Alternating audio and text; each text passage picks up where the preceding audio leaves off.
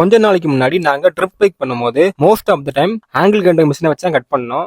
அந்த டைம்ல ஒரு கட் ஆஃப் மிஷின் இருந்திருந்தா நம்மளுக்கு ஈஸியா வேலை முடிஞ்சிருக்குமேன்னு தோணுச்சு. என்ன குறுகுறுன்னு பாக்குற? சரி கழுதையை வாங்கி தொலைச்சிக்கலான்னு ஆன்லைன்ல போய் தேடி பார்த்தா கட் ஆஃப் மிஷினோட விலை ஒவ்வொன்றும் 8000 இருந்து 10,000 மேல போட்டிருந்தாங்க.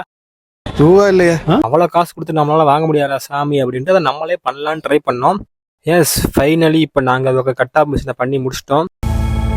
ஸோ அதுக்கு ஸ்டார்டிங்ல இந்த மிஷின் தான் நாங்கள் யூஸ் பண்ணலாம்னு நினச்சோம். ஆனால் நமக்கு இதை விட பவர்ஃபுல்லான ஒரு மிஷின் ஒன்று தேவைப்பட்டுச்சு. அதுக்கு நம்மளுக்கு இந்த மிஷின் கரெக்டாக இருக்கும். ஏன்னா இதோட வெயிட்டும் அதிகம். இது கொஞ்சம் வெயிட்டான மிஷின்றனால இதுக்கு போடுற பேஸ் வந்து நம்மளுக்கு ரொம்பவே ஸ்ட்ராங்கா இருக்கணும். ஸோ வழக்கம் போல இரும்பு கடையில இருந்து இந்த ஸ்டீல் பிளேட்டை வாங்கிட்டு வந்திருக்கோம். இது கொஞ்சம் ஸ்ட்ராங்கான மெட்டீரியல் தான். இதோட திக்னஸ் அதிகம். ஸோ நம்மளுக்கு வெல்டிங் அடிக்கும் போது ரொம்பவே ஈஸியா இருக்கும். இந்த மாதிரி தான் நம்ம பேஸ் ரெடி பண்ண போறோம். இது எல் ஷேப்ல இருக்கனால நம்ம ஒண்ணுக்கு மேல ஒண்ணு வச்சு வெல்டிங் அடிச்சோம்னா அது கரெக்டா இருக்காது. ஸோ அந்த பிளேட் சைஸ்க்கு ஏற்ற மாதிரி நம்ம மார்க் பண்ணி அந்த தேவையில்லாத பாட்டை மட்டும் நம்ம கட் பண்ணி எடுத்துடலாம்.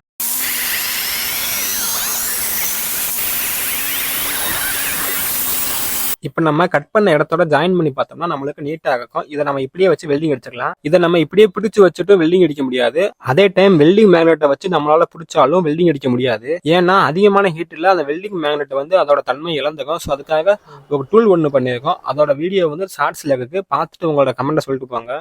இப்போ இந்த டூல் மூலியமா நம்ம 2 பக்கமும் ஹோல்ட் பண்ணியாச்சு. நல்லா டைட்டா பிடிச்சிக்கிச்சு. இப்போ நம்ம வெல்டிங் அடிச்சிடலாம்.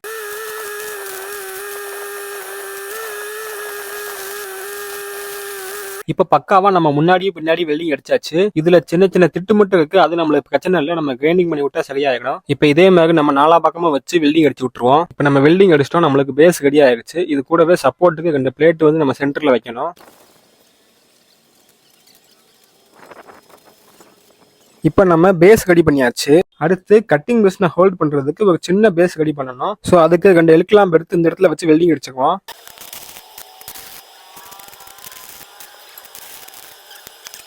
அடுத்து கட்டிங் மிஷினை நம்ம மேலே கீழேயும் அட்ஜஸ்ட் பண்ணி கட் பண்றதுக்கு அதுக்கு கதவுல யூஸ் பண்ற ஹிஞ்சை யூஸ் பண்ணலாம்.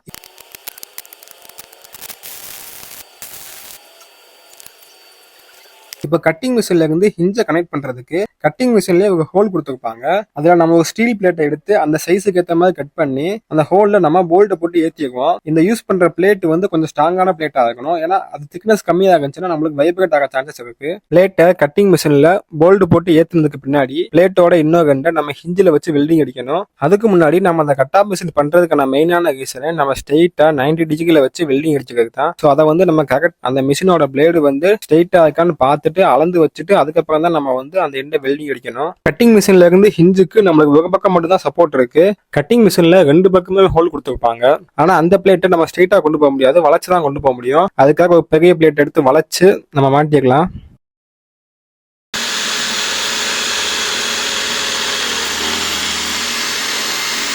இப்போ நம்ம ஆல்மோஸ்ட் எல்லாத்தையும் கம்ப்ளீட் பண்ணியாச்சு. இப்போ ஏதாவது பிளேட்டை வச்சு கட் பண்ணி பார்ப்போமா? வெயிட், அதுக்கு முன்னாடி கொஞ்சம் நீட்டா பெயிண்ட் அடிச்சுட்டு வந்துக்குவோம். இந்த இடம் எதுக்குன்னா நம்ம ஸ்டீலை கட் பண்ணும் போது அந்த ஸ்டீல் வந்து வலிக்கிட்டு முன்னாடியோ பின்னாடியோ போகாம இருக்குன்றதுக்காக இந்த இது போட்டிருக்கோம். இப்போ இது 90 டிகிரில வச்சு நம்ம செட் பண்ணியாச்சு. இப்போ அந்த ஒரு போல்ட்டை மட்டும் கழட்டி விட்டுட்டு நம்ம 45 டிகிரி நம்ம மார்க் பண்ணி வச்சுட்டு நம்ம கட் பண்ணோம்னா நம்மளுக்கு 45 டிகிரில கிடைக்கும். ஸோ இது மாதிரி நம்ம எவ்வளவு தேவையோ அந்த அளவுக்கு நம்ம அட்ஜஸ்ட்மெண்ட் பண்ணிக்கலாம். ஓவிய வேலைக்கு பிறகு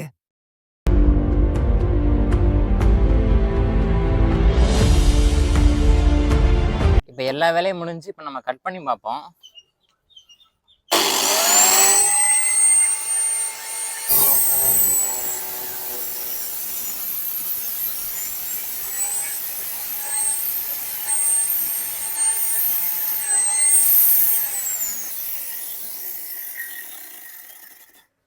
நான் ஏன் கட் பண்ணுறத ஸ்டாப் பண்ணிட்டேன்னா இதுக்கு மேலே என்னால் கட் பண்ண முடியல.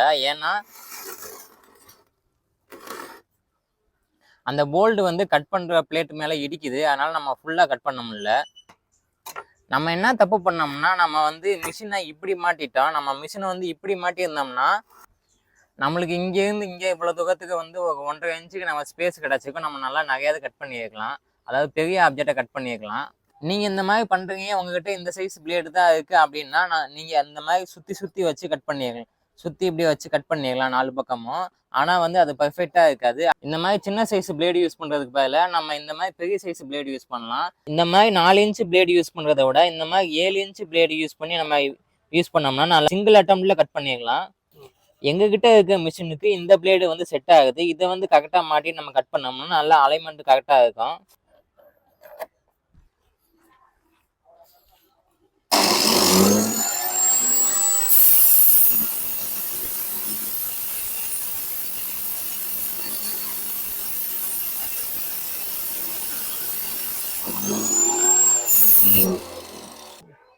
இப்போ வந்து இது நம்ம சின்ன பிளேடு போட்டு கட் பண்ணது, இது வந்து இவ்வளவுதான் கட் பண்ணுச்சு. இப்போ வந்து நம்ம பெரிய பிளேடு போடும்போது நல்லா ஃபுல்லா கட் பண்ணுது.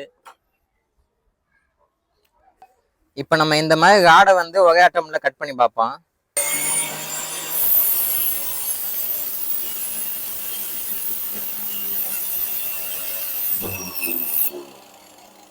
இந்த வீடியோ பண்ணுறதுக்கு மெயினான ரீசனே வந்து நம்ம கட் பண்ணும் போது நம்மளுக்கு கொஞ்சம் ஈஸியாக இருக்கணும் கட் பண்ணுறதுக்கு. அதே டைம் நம்ம பெர்ஃபெக்டான 90 டிகிரியில் வந்து கட் பண்ணணும். அதுக்காக தான் இந்த மிஷினே பண்ணது. இந்த வீடியோ பிடிச்சிருந்தா லைக் பண்ணுங்கள். அதோட உங்களுக்கு ஏதாவது டவுட் இருந்துச்சுன்னா கமெண்ட்டில் சொல்லுங்கள்.